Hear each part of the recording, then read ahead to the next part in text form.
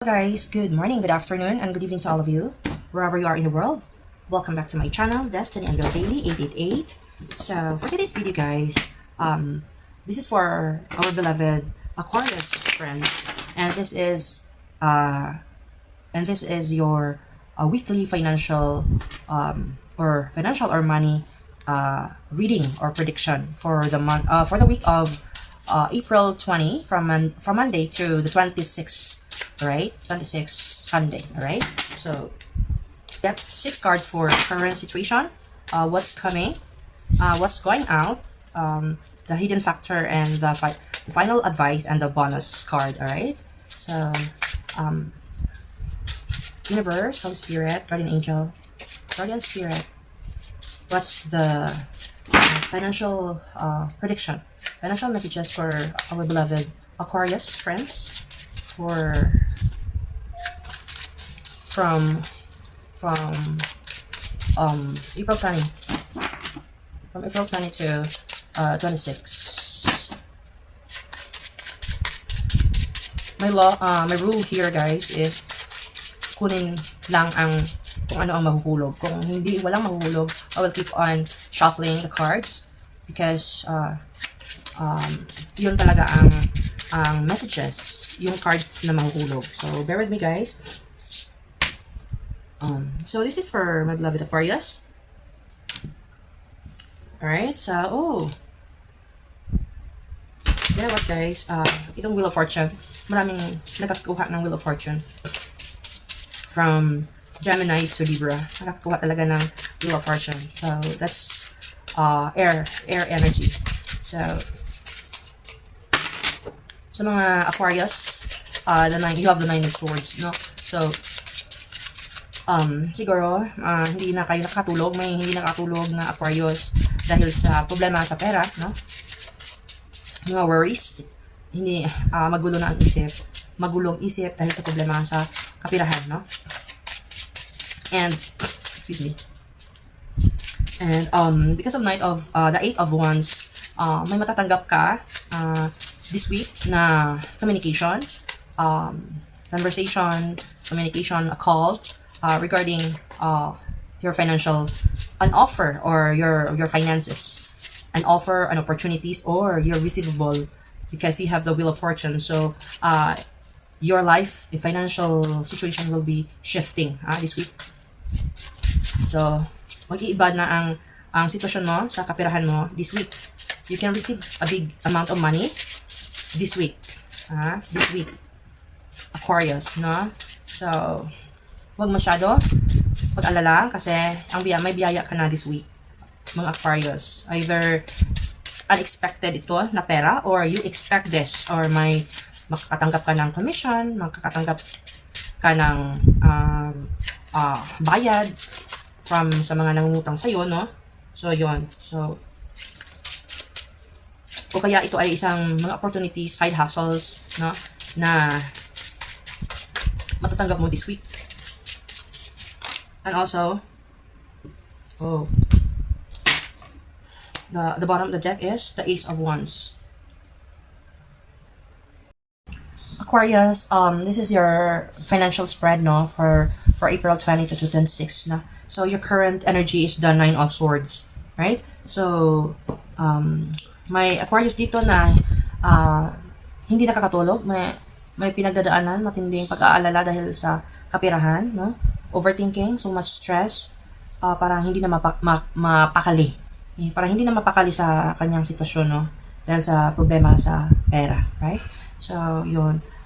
May nakita akong may palaging chine-check yung bank account kung pasok na ba yung hinihintay niyang pera, or chine-check niyo yung email kung may approved na sa loan.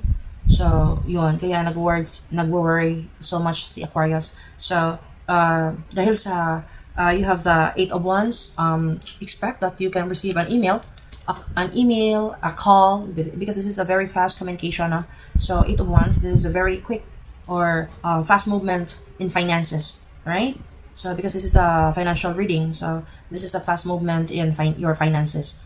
This is a sudden opportunities or a sudden wealth that will arrive you this week, no? Very quick money, no? And some of you also needs to make an financial decision, urgent financial decision. So pag-isipan talaga mabuti. Kaya siguro hindi ka na makakatulog kasi pinag-isipan mo talaga. Hindi mo matanggap yung pinagbabalansi mo yung pros and cons, no? So may biglaang oportunidad na darating this week for some of Aquarius, no? So or yun, may mga biglaang gastos na parang mabilis na talaga. Siguro yun ang pinagkakabigla mo, hindi ka makapag-isip talaga, parang you're so very worried, very so sad. So yun, so don't worry because yung matatapos na yung mga crying nights mo, so may mga biglaang sideline na i-offer sa'yo from your friends, from the company, or my new job na. You have a new job, new investments, or whatever it is that na mga karakitan sa whether it's online or in physical, may bagong trabaho, may bagong negosyo na pagsisimulan mo, no? After all the weighing sa mga pros and cons of that new siguro new business, no? Yung mga desisyon sa buhay mo. So matatapos na yan ngayon, ngayong week na yon. Kasi yun, because you have the wheel of fortune, makakatanggap ka ng malaking pera. Ito ay malaking pera talaga na makaka-change ng financial situation mo this week, no? Makaka-change ng financial situation mo from so much worried to so much abundance, no? So yun, maenda yung cycle ng problema mo, financial trouble, no? It will that cycles of your life is now ending, no? So the luck base of your finances or unstable situation are now over. Okay, so yun, may Aquarius dito na na hindi na pabago-bago ang income, hindi na pabago-bago ang income, magiging stable na starting this week, no? Siguro yung business ninyo ay maganda na yung sales ninyo, bumabalik na yung mga avid customers ninyo, or yung mga rami ka ng orders, or baka yung mga suspended, you are already called to resume to work na for this week, no? For this week. So yung also hindi ka na rin umaasa ng swerte, no? Kasi ikaw ay parang kumikita ka na talaga at ikaw ay uma-action, right? So the wheel of fortune, so kailangan mong pag-isipang mabuti kung ang way of your paggasto ba. So you need to think wisely, no? Think wisely and spend wisely your money, because hindi basta-basta ang pera ngayon, mahirap, katagal dumating, no? So hindi natin alam ang bukas. Marami at mahal ang mga bayarin ngayon. Mahal ang bilihin dahil sa gasolina, right? So next you have the because of the hidden factor rather, this is the Eight of Swords. So you need to, kailangan mo talaga magpahinga at mag-isip muna, ha?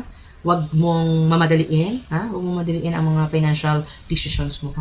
Kung may pinag-iisipan ka, pinagpaplanuhan ka, huwag mo muna gagawin. Pag-isipan mong million times or 1,000 times ang gusto mong gagawin, no? Para sigurado ka na. Kung hindi man talaga, wala namang talagang kasiguraduhan sa buhay, but at least you think it so much, parang pinagdesisyonan mo talaga ng maigi, no? Hindi yung padalos-dalos, no? So kailangan mo mag-break muna, no? Sa pag-spend or paggasto ng kaperahan mo, or stop ka muna kung nag-i-invest ka, no? Or kung may pinagplano kang gagawin ngayon, huwag mong munang gagawin kasi we do not know what is tomorrow, right? So magpaplano ka talaga silently kung paano mo ayusin ang finances mo. Huwag padalos-dalos. So piliin mo na huwag ka munang gumalaw ngayon, no? At maghintay sa tamang oras, the right timing also, no?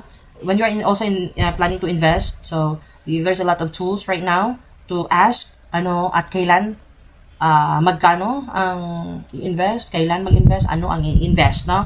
So yun ang advice ko sa inyo, right? So the next card, you have the Ten of Wands. This is your final advice. Your final advice is sobrang bigat na ang financial responsibility. Some of you Aquarius, no? So, kailangan mong bawas-bawasan ang dinadala mong bigat. Okay? So, siguro, wag nang dagdagan. Kung hindi mo man ito sa iyo lahat, so, siguro you don't need to carry it all by yourself, no? So, kunin mo niyang, you can ask help from your family if it's not all yours, no? Pero kung sa iyo yan, Aquarius, kailangan mo talaga padahan-dahan ka. Kung grabing problema ka na, maybe this is a job, no? Kung nabibigatan ka na sa siguro negosyo mo, maraming gastusin, maraming bayarin, at parang kulang ang kapirahan, no? You have to think it, you need to think it so hard. Okay? Think it very well. Kasi may the tower ka. Alright? So, yun. May bigla ang pangyayari sa kaperahan mo this week, Aquarius, kung pabigla-bigla ka talaga, no? Or some of you, nangyari na, no? So, pwedeng mawalan ka, or may guguho na negosyo dito, no? But I can see there's a business that will goes to bankruptcy, no? Or walang sales, no? Walang sales. Kahit ano pa yung ginagawa mo na trabaho, grabe mo yung trabaho mo, parang you exert too much effort on that business, or on that job, but parang so much tiring na ang ginagawa mo, you give your all, parang wala pa ring output, walang in return sa ginagawa mo. So there's a tower that kailangan mong ma-end. Lalagang sabi ng the tower, there should be a ending. May kailangang pagbabago. So, may pagbabago na magbabago sa lahat. This is the tower. Okay? May bigla kang, siguro, some of you, mawawalan ka na talaga ng, siguro you will quit your business or your job.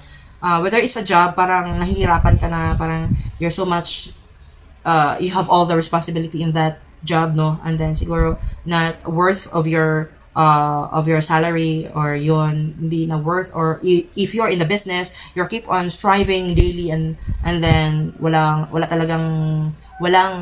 resulta, walang sales, walang tao. So maybe yun, the card said it should be end. Kailangan na itong tapusin, no? May biglang mawala ng trabaho or source of income, no? May mga unexpected na some of you, mga Aquarius, may unexpected na malaking gastusin, whether it's sa hospital or emergency, no? So, take good care of your health talaga. Dahan-dahan talaga tayo, mag-ingat din sa sarili nating health, na hindi pa dadagdag sa ating problema. Yun.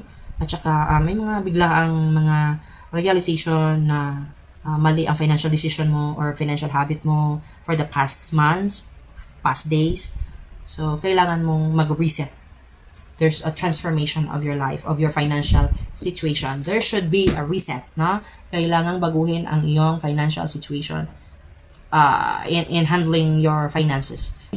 Alright, so Aquarius, that's your financial prediction for April 20 to the 26th of April. Thank you so much for watching. Take care, guys. Take care, and God bless you more. Bye.